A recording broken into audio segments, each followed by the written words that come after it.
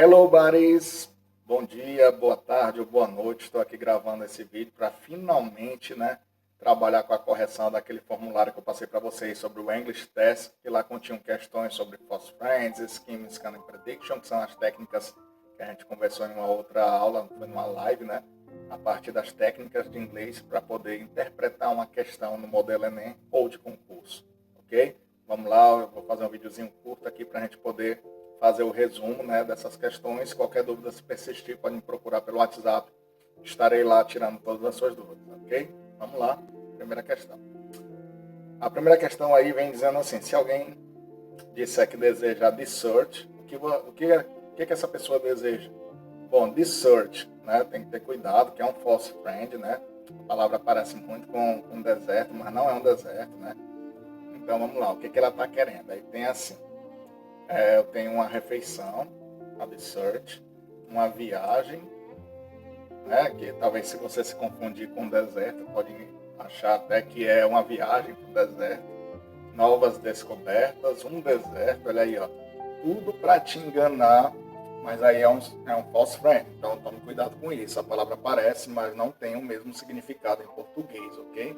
Então essa palavra dessert significa sobremesa, false friendzinho bem conhecida, dessert, sobremesa. Então só tem que ter um cuidadozinho, até porque tem outras duas palavras que parecem muito também com a pronúncia, Dessert, que é o deserto em si, e deserve, que é merecer, Então temos essas palavras que parecem também para poder confundir. Ainda bem que não apareceu outros resultados assim para poder confundir.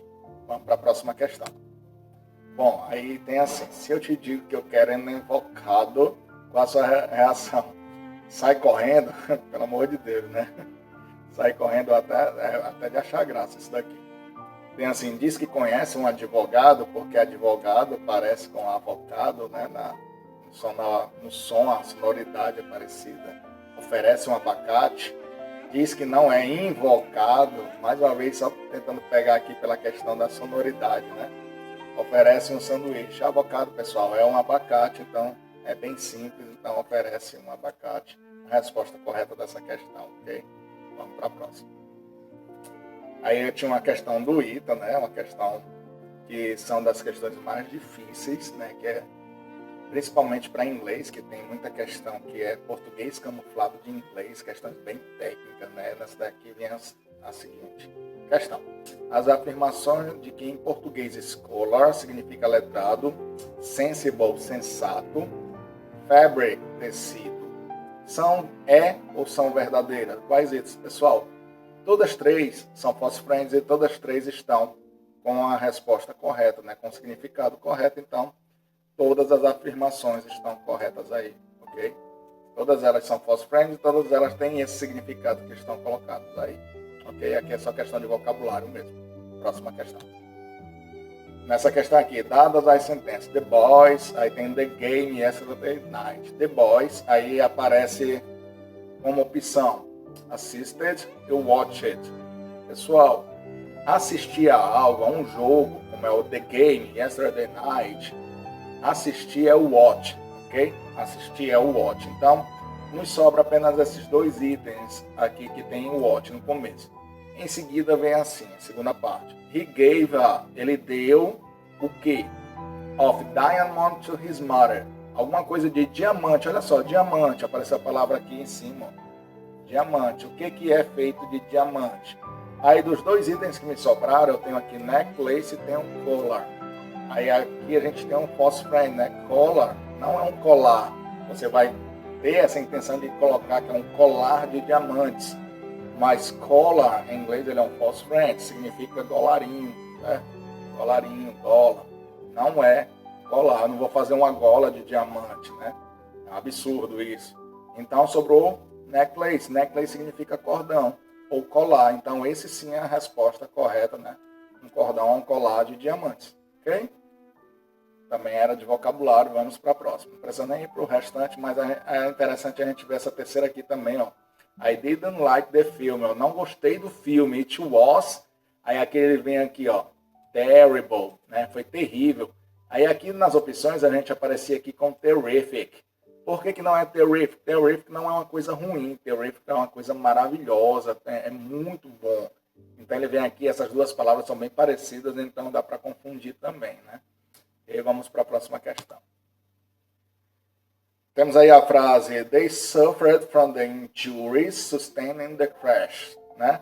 Aí está falando aí que eles sofreram alguma coisa, né? Tem a palavra injuries, né? Do que aconteceu no acidente, né? In the crash. Aí qual é o significado desse injuries, né? O que foi que aconteceu com eles, o que eles sofreram, e foi também um acidente. E aí? O que aconteceu? Eles sofreram uma ofensa, né? Injuries? Não. Ferimentos? Sim. Injúrias? Não. Calúnias? Não. Juramento? Não. Injury significa ferimentos. Quando você se machuca, é injury, ok? Então essa aqui também é um false friend. Então tem que ter muito cuidado também com os false friends. São muito importantes, né? É muito importante a gente ter um pouquinho de vocabulário sobre false friends para questões de vestibular e Enem, ok? Vamos para a próxima questão. Na próxima questão tem um texto aí, né? Aí onde vem, a gente vai pula direto para o enunciado, que é para a gente trabalhar as técnicas aqui de scheme, scanning e prediction. Aí vem dizendo assim, que um garoto de 4 anos começa a 4-year-old boy, né? Eu tenho aqui um garoto de 4 anos, e lá está perguntando no enunciado qual é o sentido da piada, qual é o efeito de humor que tem nesse texto aí. Né? Onde é que a gente vai encontrar o humor? Aí a gente tem lá, que começa com uma criança de 4 anos, pedindo uma explicação para o pai dele sobre uma maçã ficando marrom depois que ele mordeu, né? Aí ele quer saber por quê. Então, o pai dele vai explicar, né? Aí ele começa a falar, quando você mastiga ou tira a parte da pele da maçã, né? A casca, né? Aí, então a carne começa a entrar em contato com o ar, aí ele vai oxidar, né? Vai oxidar. Então, o que está acontecendo aí? O pai está explicando de uma maneira científica para um garoto de 4 anos. Então, o que a gente tem aqui nos itens? Da dificuldade que o pai estava enfrentando para dar uma resposta ao filho, ele não teve dificuldade para dar a resposta. Ele deu uma resposta para o filho de imediato. Só que foi uma resposta bem técnica, né? De o pai dizer que a maçã tem carne que muda de cor em contato com o ar. Não é exatamente isso. Tem disso, mas não exatamente isso. Isso daqui faz parte da explicação. Terceiro item, de um menino de 4 anos entender uma explicação científica sobre a oxidação. Será que ele vai entender uma garota de 4 anos? Né? Não é isso. O fato da criança não saber por que a maçã que estava comendo era marrom. A maçã não era marrom, a maçã estava se tornando marrom a parte de dentro, né, que estava oxidando. Ok? Por último, a escolha inadequada do tipo de linguagem para se conversar com uma criança. Esse aqui é o fato que estava querendo trazer o texto, né? Uma linguagem técnica para um garoto de 4 anos, né? Esse era o tom de humor que o texto gostaria de passar, né? Como uma criança vai entender isso, né? Então seria a resposta corretinha aqui, ok? Tranquilo? Vamos para a próxima questão. Aqui a gente tinha essa questão de um texto enorme aqui, de cara, para a gente trabalhar, a gente tem um prediction, né? A gente vê a palavra aqui bem destacada, glubbish, né? Então alguma coisa vai ser falada sobre esse glubbish, né? Lá embaixo a gente vem aqui, o seguinte, considerando as ideias apresentadas no texto, ó, o glubbish, mais uma vez, ó, o que ele está querendo saber na questão, é uma variedade da língua inglesa aqui. Que tipo de variedade de língua é essa? Então ele fala que se facilita o entendimento entre o falante nativo e o não nativo, ele fala de falante nativo e não nativo. Aí a gente vai procurar no texto se existe essa conversa entre um falante nativo e um não nativo, para saber que isso ajuda nessa comunicação. Aí diz que tem status de língua, por refletir uma cultura global. Então a gente vai ter que ver se glubbish é considerado de fato uma língua e ela é baseada numa cultura global. Vai ver. Aí diz aqui que tem as mesmas características de projetos utópicos como o Esperanto, que quer como se fosse substituir uma língua só para o mundo inteiro, igual o Esperanto, né? Vamos ver se tem a ver com isso daí. Apresenta padrões de falas idênticos aos da variedades usada pelos falantes nativos. Então ele está dizendo apenas que é uma cópia da fala do nativo, né? Do inglês. Aí ele altera a estrutura do idioma, para possibilitar a comunicação internacional. Aqui a gente tem que você pega um idioma, altera um pouquinho só para poder haver a comunicação entre pessoas de países diferentes a partir de uma determinada língua, né? Aí a gente vem aqui para o texto, né? Ele fala do globes, ele fala que acontece toda hora isso daí. Aí ele fala que durante, né, uma decolagem no aeroporto lá, um homem, um coreano começa a falar com um outro homem do outro lado, que parece ser colombiano. Olha só, nós temos um coreano e um colombiano, então a gente já descarta aqui a questão da fala do nativo com o não nativo. Não é isso, né? A gente tem duas pessoas de países diferentes falando esse globes, que é uma parte do tipo de língua que não é uma de um nativo, né?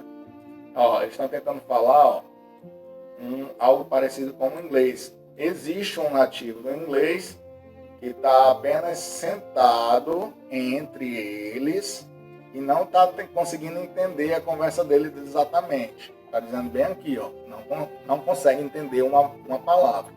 Então, o cara é nativo do inglês e não está conseguindo entender o que eles estão querendo dizer, né? Aí o que acontece então?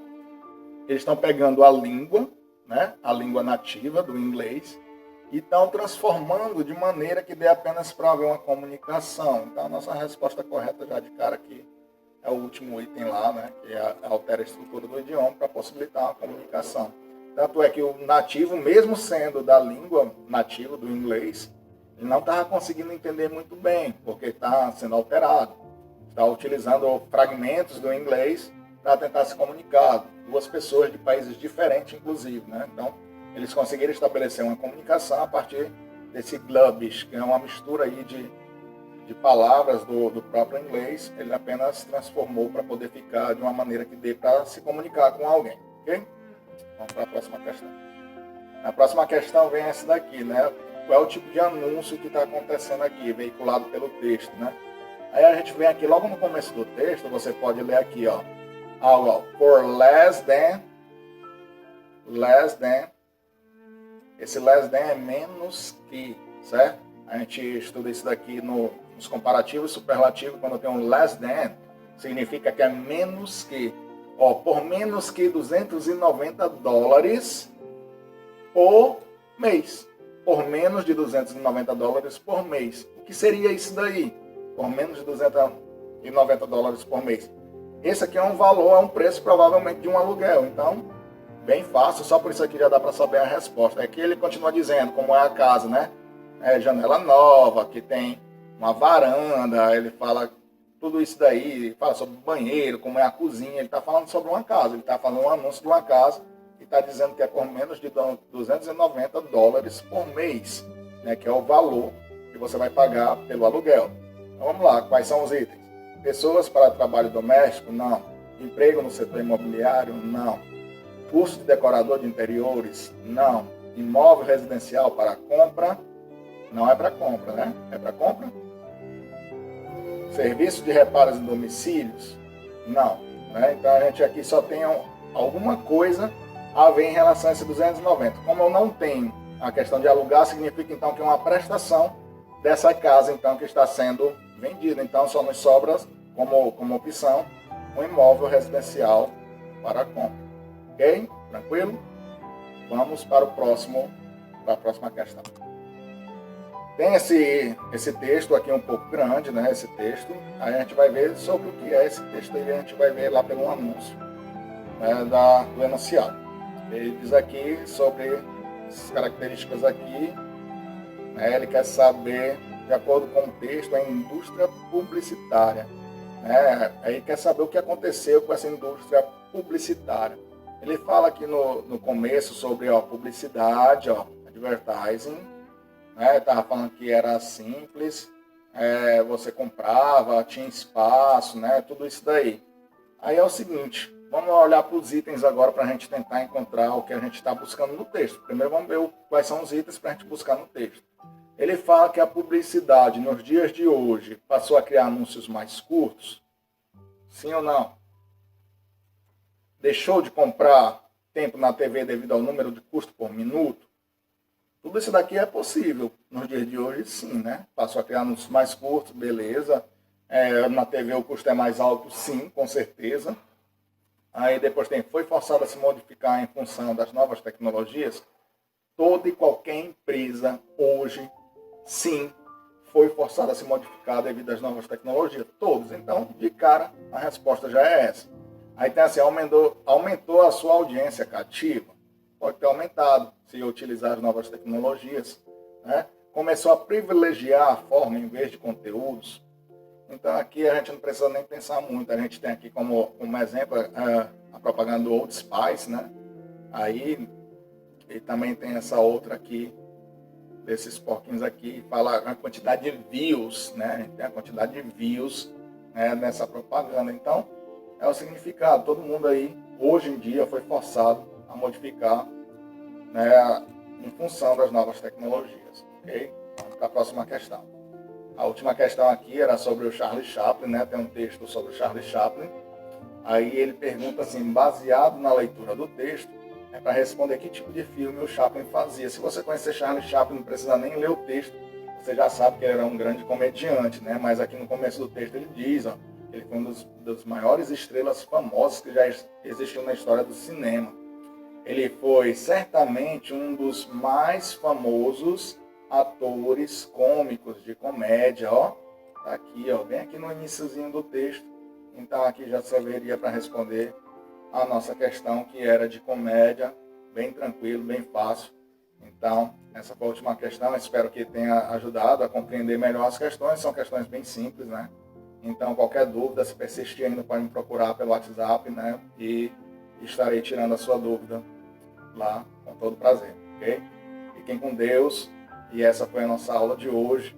Bye bye, see you later.